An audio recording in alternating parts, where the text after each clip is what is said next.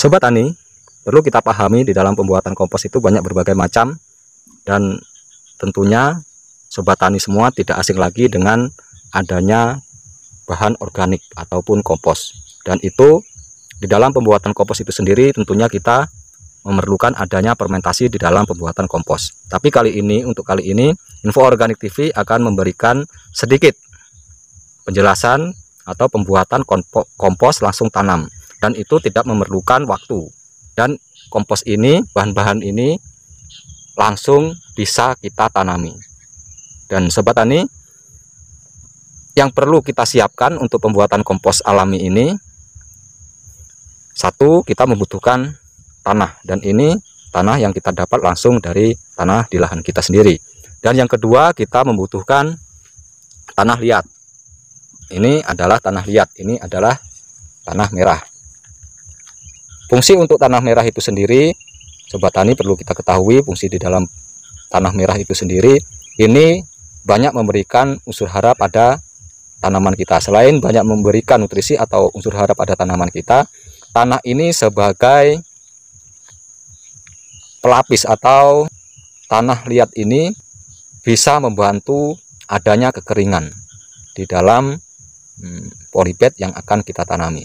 Dia banyak menyerap air di dalam pengocoran. Tanah liat ini perlu kita pahami, saudara-saudara dimanapun Anda berada, ini bisa mengurangi keasaman tanah, dapat mengurangi keasaman tanah atau pH tanah itu sendiri. Apabila pH tanah itu terlalu tinggi, bisa kita kocorkan dengan tanah liat ini atau tanah merah ini.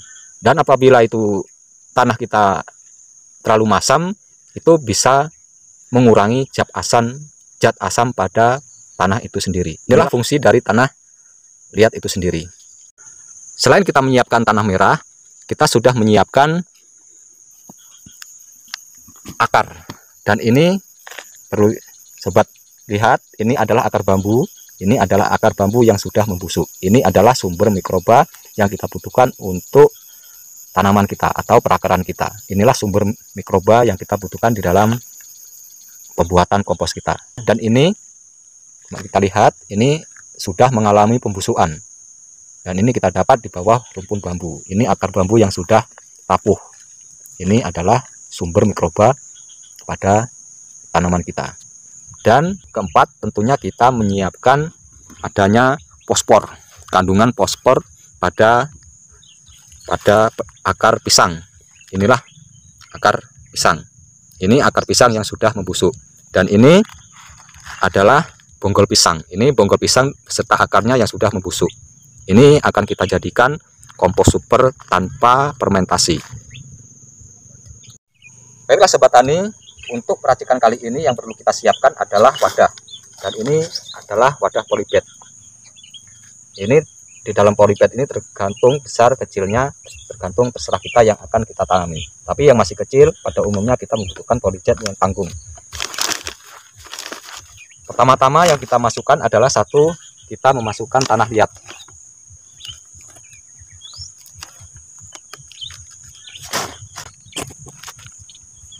Kita masukkan tanah liat sekitar seperempat dari polybednya itu sendiri.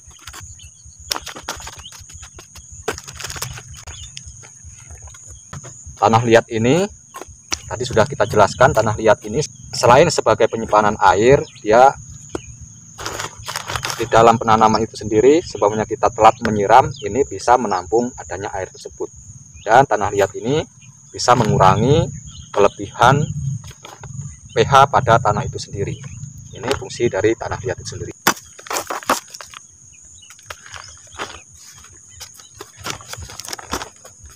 Setelah kita memasukkan akar bambu yang sudah membusuk, kita masukkan tanah. Dan ini tanah itu kita dapat dari halaman kita sendiri. Ini terserah, ini yang penting kita masukkan tanah untuk tambahan. Kita masukkan tanah.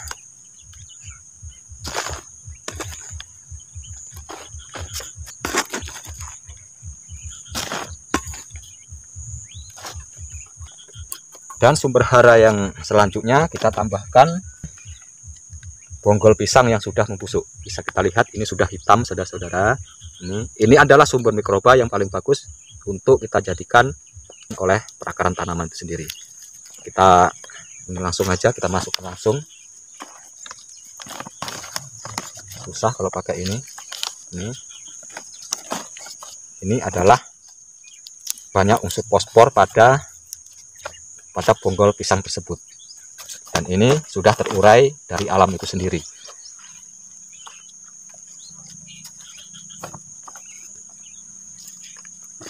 Tambahkan lagi. Perlu kita ingat, ini kita cari banyak di bawah pohon bambu.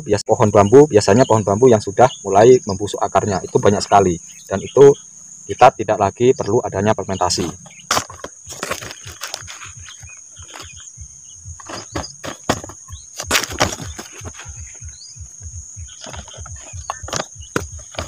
Jadi bagi saudara-saudara dimanapun Anda berada di dalam pembuatan kompos alami, itu sebenarnya cukup mudah, tergantung kita yang memahami. Inilah pengalaman kita dan yang sering kita lakukan di dalam menanam tanaman di polybag, dan ini hasilnya akan maksimal, akan sempurna.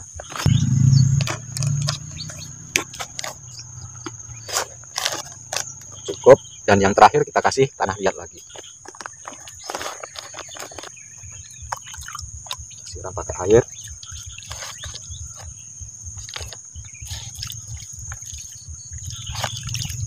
Cukupnya. Saksikan terus, jangan di skip bagaimana perkembangan dari kompos super yang kita dapat dari alam ini. Nah, sobat tani, mari kita tanam bibit kelengkeng ini. Mudah-mudahan nantinya akan tumbuh subur di dalam pot tersebut. Kita tanam.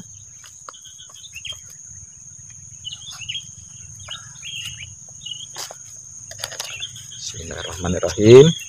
Mudah-mudahan akan lebih tumbuh subur di dalam polybag tersebut.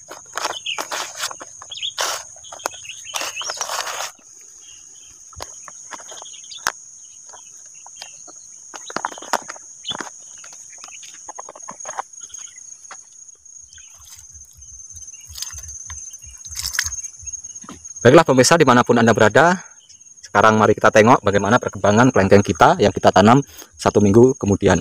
Setelah 1 minggu kita tanam, dan ini tunasnya cukup subur. Ini sudah mengeluarkan tunas baru. Ini setelah 1 minggu setelah tanam.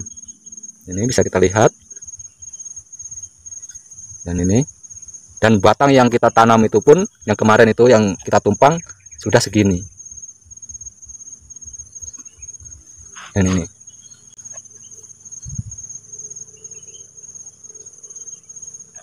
kita lihat pupuk kompos kita yang kita dapat dari alam 1 minggu yang lalu. Dan simak terus bagaimana perkembangan di dalam 20 hari kemudian. Ini 1 minggu sobat tani dimanapun Anda berada, ini sekitar 1 minggu. Bisa lihat sekeliling. Ini sangat kuat sekali pemirsa. Simak terus video ini. Kita lihat perkembangan setelah 20 hari kemudian.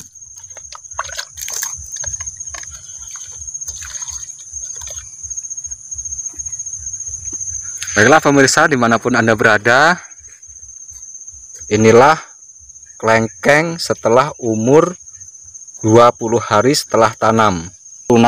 Pertumbuhan tunas itu sendiri sekitar 10 cm pemirsa, ini bahkan lebih. Bisa kita lihat batangnya pun cukup kokoh.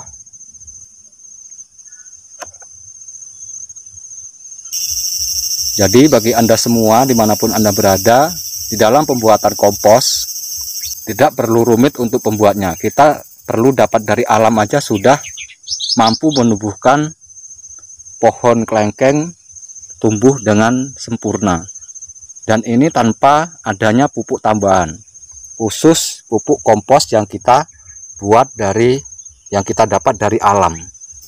Jadi perlu kita pahami, mikroba atau unsur hara yang terdapat dari alam itu sangat sempurna.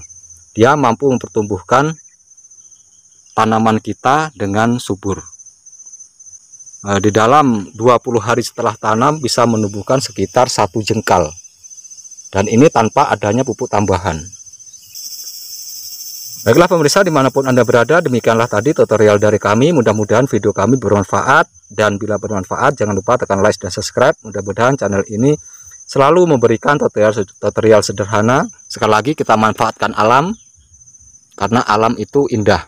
Inilah kehebatan alam. Assalamualaikum warahmatullahi wabarakatuh.